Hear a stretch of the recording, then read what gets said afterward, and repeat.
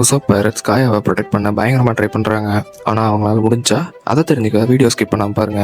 ஸ்டார்டிங்கில் உசோப் பைரட்ஸ் 3 பேர் கூட சேர்ந்து காயாவும் அந்த காட்டுக்குள்ளே ஓடிட்டு இருக்கிற மாதிரி காமிக்கிறாங்க. கிட்டத்தட்ட அந்த இடத்த விட்டு ரொம்ப தூரம் ஓடி வந்துட்டு இருக்காங்க. அப்போ பெப்பர் சொல்கிறான், காயா கவலைப்படாதீங்க, இந்த காடு எங்கள் 3 பேருக்குமே அத்துப்படி. ஜங்கோ நினைச்சாலும் நம்மளை பிடிக்க முடியாது, நம்ம கூடி சீக்கிரமே தப்பிச்சிடலாம் அப்படின்னு சொல்லும்போது ஆனியன் சொல்கிறான், ஆமாம் மிஸ் காயா, உசோப் பைரட்ஸ் ஆனால் நாங்கள் உங்களை எப்படியும் காப்பாற்றிடுவோம், நீங்கள் எதுக்கும் கவலைப்படாதீங்க அப்படின்னு சொல்லும்போது மிஸ் காயா தேங்க்யூடா பசங்களா அப்படின்னு சொல்லிட்டு ஓடிட்டு இருக்காங்க. அவங்களுக்கு பின்னாடியே கொஞ்சம் தூரத்துல தான் ஜங்கோவும் வந்துட்டு இருக்காரு. அவர் வர்றவர் சும்மா வரல, அவரோட ஹிப்னடைஸ் ரிங் எடுத்து நடுவில் இருக்கிற எல்லா மரத்தையும் பயங்கரமா வெட்டி சாச்சிட்டு இருக்காரு. ஜங்கோவையும் சாதாரணமாக எடுத்துக்க முடியாது, வைஸ் கேப்டன் இல்லையா, அவர்கிட்ட இருக்கிற அந்த ரிங்ஸை ஸ்பின் பண்ணி விட்டாருன்னா கிட்டத்தட்ட எவ்வளோ பெரிய மரமாக இருந்தாலும் ஒரே ஸ்லைஸில் கீழே விழுந்துருது. அப்படி ஸ்லைஸ் பண்ணிட்டே பின்னாடி தொடர்ந்து வந்த அவர் கொஞ்ச நேரத்துலேயே அவங்க பக்கத்தில் நெருங்கிட்டாரு. அதை நோட்டீஸ் பண்ண அவங்க 4 பேரும் டக்குன்னு ஒரு மரத்துக்கு கீழே போய் ஒழிஞ்சிக்கிறாங்க. அப்போ ஜங்கோ அந்த காட்டில் கத்திக்கிட்டே வர்றாரு, பசங்களா நீங்களா என் முன்னாடி வந்துட்டீங்கன்னா நான் உங்களை உயிரோட விடுவேன், நானா கண்டுபிடிச்சேன்னா காயா கூட சேர்ந்து உங்க 3 பேர்த்தையும் போட்டு தள்ளிடுவேன்டா. ஸோ ஒழுக்கமா எங்க இருக்கீங்களோ கண்ணு முன்னாடி வந்து நெல்லுங்க அப்படின்னு சொல்லி கத்திக்கிட்டே இவங்க 4 பேரும் பக்கத்துல வந்துட்டாரு. பட் இருந்தாலும் அவருக்கும் இவங்களுக்கும் இடையில ஒரு மரம் இருக்கு. அந்த மரத்துக்கு பின்னாடி தான் இவங்க 4 பேர் இருக்காங்க. ஸோ இவங்கள 4 பேரையும் அவரால் பார்க்க முடியல. ஸோ அங்கேருந்து மறுபடியும் தேட ஆரம்பிக்கிறாரு. கட் பண்ணா உசோப்பி ஜோரோவையும் காமிக்கிறாங்க. உசோப்பு டைரக்ஷன் சொல்ல ஜோரோ அப்படியே ஓடி போயிட்டு இருக்கான். அப்போ உசோப் பைரட்ஸும் காயாவை அங்கேருந்து தப்பிச்சு போக நினைக்கும் போது ஒரு கட்டத்துக்கு மேலே காயாவால் ஓட முடியல. ஒரு ஓரமாக கீழே முட்டி போட்டு உட்காந்துடுறா. அதை பார்த்து இவங்க 3 பேரும், மிஸ் காயா என்னாச்சு, உங்களுக்கு என்னாச்சு, பரவாயில்லையா அப்படின்னு கேட்கும்போது அவ சொல்கிறா, பசங்களா இது வரைக்கும் எனக்கு ஹெல்ப் பண்ணதுக்கு நன்றி, பட் இதுக்கு மேலே என்னால் ஓட முடியுமான்னு என்னால் தெரியல, என்னால் முடியல. ஸோ தயவு செஞ்சு என்னை பார்க்காதீங்க, நீங்கள் இங்கேருந்து தப்பிச்சு போக பாருங்கள், இவ்வளோ தூரம் என் கூட வந்ததுக்கு ரொம்ப நன்றி பசங்களா அப்படின்னு சொல்லும்போது அவங்க 3 பேரும் அதை கொஞ்சம் கூட மதிக்கவே மாட்டேறானுங்க. ஏன்னா அவனுங்களுக்கு காயா தான் இம்பார்ட்டன்ட், அதுதானே கேப்டனோட ஆர்டரும். ஸோ காயாவை ப்ரொடெக்ட் பண்ணுறது தான் அவங்களுக்கு மோஸ்ட் இம்பார்ட்டன்ட் திங். இப்போ அப்படி இருக்கும்போது அவங்களால காயாவை தனியாக விட்டுட்டு போக முடியாது. இதையெல்லாம் ரியலைஸ் பண்ண அந்த 3 பேரும் ஒரு வழியாக ஜங்கோ கூட சண்டை போடலாம் அப்படிங்கிறத முடிவு பண்ணுறாங்க.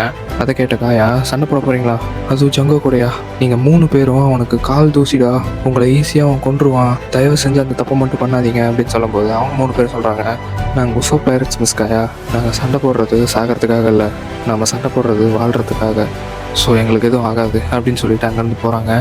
நான் லூஃபியும் குரோவையும் காமிக்கிறாங்க. அப்போ கேப்டன் குரோ கீழே விழுந்து கிடக்குறாரு. அதை பார்த்து குரூமேட்ஸ் எல்லாருமே பயங்கரமாக பார்த்துட்டு பாடுறாங்க, என்னடா இவன் குரோவை அடிச்சிட்டான், வாங்கடா கேப்டன் குரோவை சீர் பண்ணலாம் அப்படின்னு சொல்லிட்டு எல்லாருமே கேப்டன் குரோ உங்களால் முடியும் அப்படின்னு கத்துறாங்க. அப்போ அங்கேருந்து ஒருத்தன் சொல்கிறான், கேப்டன் குரோன்னு கூப்பிட்டா அவருக்கு பிடிக்காதுடா, இப்போ அவரோட பேரை வேறு தானே, அதை சொல்லி கூப்பிடுவோம் அப்படின்னு சொல்லும்போது கிளாஹாடோர் சான் எல்லாருமே கத்துறானுங்க. கீழே விழுந்த மணிக்க இதெல்லாம் கேட்ட கேப்டன் குரோ பயங்கரமா காண்டாய் கத்துறாரு, வாயை மூடுங்கடா, உங்களுக்கு என்னடா தகுதி இருக்கு அங்க நின்றுட்டு என்ன சீர் பண்ணிட்டு இருக்கீங்க, இவன் கதையை முடிச்சுட்டு அடுத்து உங்களை தான்டா கொல்ல வர போறேன் அப்படின்னு கேப்டன் குரோ சொல்ல அங்கேருந்து கத்துறாங்க.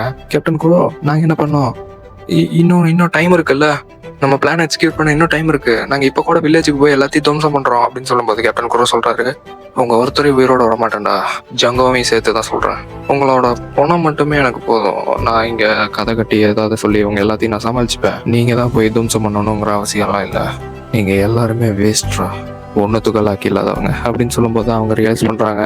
அப்போ குரோ 3 வருஷத்துக்கு முன்னாடி இது எல்லாமே பிளான் பண்ணிட்டாரு. இதெல்லாம் ரியலைஸ் பண்ண குரோ மேட்ஸ் கேப்டனை பார்த்து கத்துறாங்க, கேப்டன் அப்போ 3 வருஷத்துக்கு முன்னாடி எங்க எல்லாத்தையும் கொள்றதா பிளான் போட்டிருக்கீங்களா, நீங்க இப்படி பண்ணுவீங்கன்னு நாங்கள் கொஞ்சம் கூட எதிர்பார்க்கல அப்படின்னு சொல்லும்போது குரோ சொல்றான், ஆமாடா அதுதான் என்னோட பிளான், நான் இங்கே யாருக்கும் துரோகமெல்லாம் பண்ணலை, ஜஸ்ட் என்னோட பிளான் எக்ஸிக்யூட் பண்ணிட்டு இருக்கேன், அதோட குரூமேட்ஸ் நீங்கள் எல்லாருமே ஒரு சிப்பாய் மாதிரிடா, நான் ராஜா, நான் என்ன சொல்கிறேனோ அதை கேட்டுதான் ஆகணும், நான் குதின்னு சொன்னேன் குதிக்கணும், ஓடுன்னு சொன்னால் ஓடணும், நான் யாரை எதிரின்னு காமிச்சு அட்டாக்னு சொல்கிறேனோ நீங்கள் அட்டாக் பண்ணி தான் ஆகணும், உங்களால் அவனை தோக்கடிக்க முடியுதோ இல்லையோ, நீங்கள் உயிரோடு இருப்பீங்களோ மாட்டீங்களோ, ஆனால் நீங்கள் நான் சொன்னதை கேட்டுதான் ஆகணும், நீங்கள் எல்லாருமே ஈன பிறவிங்கடா, சமூகத்தால் ஒதுக்கப்பட்டவங்க, உங்களால் வேற என்ன பண்ண முடியும்னு நினைக்கிறீங்க, என்ன மாதிரி ஒரு கேப்டன் என்ன சொன்னாலும் அதை நீங்கள் கேட்டுதான் ஆகணும் அப்படின்னு குரோ பேசி முடிக்க லூஃபி சொல்கிறான், நீங்கள் எல்லாருமே முட்டாளுங்கடா, போய் இவனோட குரோமேட்டாக இருக்கீங்களே, அப்புறம் குரோ நீ இவங்களை நடத்துகிற விதமே சரியில்லடா, உனக்கு உண்மையான பேரண்ட்ஸ்னா என்னன்னே புரியல, இந்த மாதிரி 100 பேர் இல்லை இன்னும் 1000 பேர் உனக்கு கீழே வேலை செஞ்சாலும் உன்னால் உசோப் மாதிரி ஆக முடியாதுடா, அவன் தான் உண்மையான பேரண்ட் எங்களை மாதிரி அப்படின்னு சொல்லும்போது குரோ பயங்கரமாக காண்டாயிடுறான். இப்போ லூஃபியை பார்த்து குரோ சொல்கிறான், சும்மா வளராதடா, ஏதோ எல்லாம் தெரிஞ்சவன் மாதிரி பேசுகிற, என்னோட ஒரு கிளவுஸில் இருக்கிற கட்டான அவன் உடச்சிட்டாங்கிறதுக்காக நீ பெரிய ஆள் ஆயிட முடியாது, அதுவும் போய் ஒரு சின்ன பையனை என் கூட கம்பேர் பண்ணி பேசுகிற, அவன் என்னை விட பெட்டரா, சரி சொல்லு அப்படி அவன் என்ன விதத்தில் என்னை விட பெட்டரா இருக்கான் அப்படின்னு கேட்டுட்டு குரோ அட்டாக் பண்ண ஆரம்பிக்கிறான். அப்போ லூஃபி சொல்கிறான், உசோப் கிட்ட உங்ககிட்ட இருக்கிறத விட பெட்டரான விஷயம் எதுனா அவனோட கேரக்டர்ரா, உங்ககிட்ட அது இல்லை அப்படின்னு சொல்ல குரோ ஷாக்காயி ஓடுறத நிறுத்திடுறான். என்னடா சொல்ற அப்படின்னு கேட்கும்போது லூஃபி சொல்றான், உனக்கு உண்மையான பைரட்னா என்னன்னே தெரியலடா குரோ அப்படின்னு சொல்லி லூஃபி குரோவை அடிச்சிடுறான். அடிவாங்க குரோ சொல்றான், அப்போ உனக்கு அவ்வளோ ஆர்வமா இருக்கா, ஒரு உண்மையான பைரட்னா என்னன்னு தெரிஞ்சுக்கணும்னு ஆசைப்படுறியா?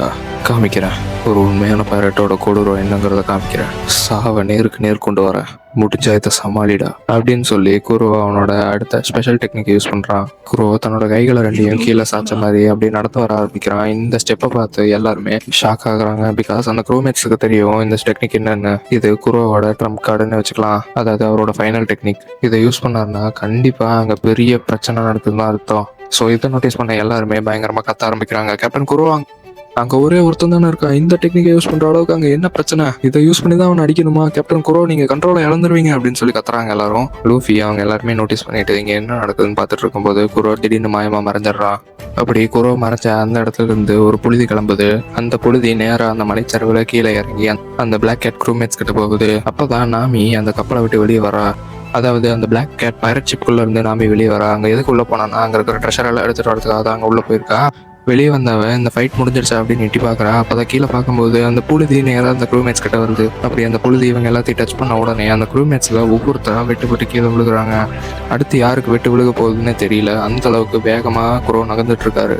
யாருக்குமே குரோ எங்கே இருக்காரு, என்ன பண்ண போறாரு அடுத்துங்கிறது தெரியல. ஒவ்வொருத்தராக வெட்டுப்பட்டு கீழே விழுந்துட்டு இருக்காங்க. மேலே இருக்கிற நாமி கீழே இருக்கிறவங்க எல்லாரும் ஒவ்வொருத்தராக வெட்டுப்பட்டு கீழே விழுகிறத பார்த்து ஷாக் ஆகுறா. ஏன்னா அவளுக்கு இங்கே என்ன நடக்குதுன்னே புரியல.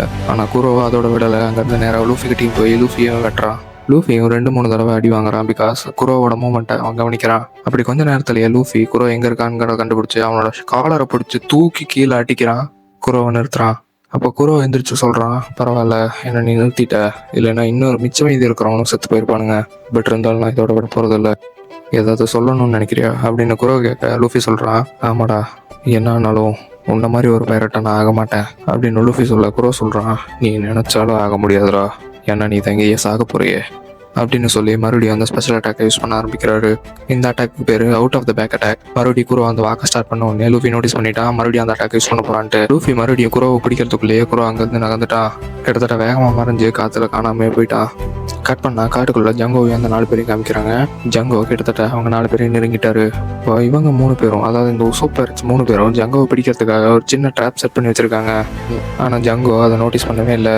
ஸோ செட் பண்ணி வச்சிருக்கிற ட்ராப்ல ஜங்கோ வந்து மாட்ட ஜங்கோ அந்த 3 பேரும் பயங்கரமா அடிக்கிறானுங்க. பட் என்னதான் ஜங்கோ அவங்க 3 பேர் அடிச்சாலும் ஒரு கட்டத்துக்கு மேல ஜங்கோ 3 பேரையும் பிடிச்சிடுறாரு. அப்படி அவங்கள பிடிச்ச அவரு அவங்களை கொல்லலான்னு போகும்போது மிஸ் காயா அங்க வந்து அவங்க 3 பேரையும் காப்பாத்திடுறா.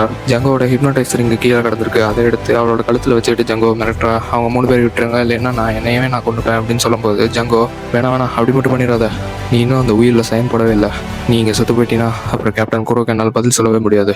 சரி இந்த பசங்களை நான் விட்டுறேன், இவனுங்க எனக்கு மேட்டரே இல்லை அப்படின்னு சொல்லி அந்த 3 பேரையும் அவங்க விட்டுறாரு. இப்போ ஜங்கோ மிஸ் காயா பக்கத்தில் போய் அந்த ரிங்கை வாங்கிட்டு அவகிட்ட அந்த உயிரை கொடுத்து சைன் வாங்கிடுறாரு. சைன் வாங்கினதுக்கப்புறம் மிஸ் காயாவை அந்த மரத்துலேயே சாட்சி வச்சு ஜங்கோ கொள்ளலான்னு பார்க்கும்போது, அப்படி ஜங்கோ காயாவை மரத்துல சாட்சி வச்சு அந்த பிளேடால இருக்கலான்னு போகும்போது கரெக்டா அந்த இடத்துக்கு உசோரோ வந்துடுறாங்க. சீனை கட் பண்ணா லூஃபியையும் குரோவையும் காமிக்கிறாங்க. குரோ இப்போ புழுதியா மாயமா மறைஞ்சிட்டாரு. எந்த சைட்ல இருந்து அட்டாக் பண்ண வருவாருன்னே தெரியல. லூஃபி எல்லா சைட்லயும் லெசன் பண்ணிட்டு இருக்கான். நாமி பதட்டத்துல இருக்கா. பைரட்ஸ்ல 3/4 பேர் வெட்டுப்பட்டு கீழே விழுந்து கிடக்குறாங்க. அப்படியே இந்த எபிசோடையும் முடிக்கிறாங்க.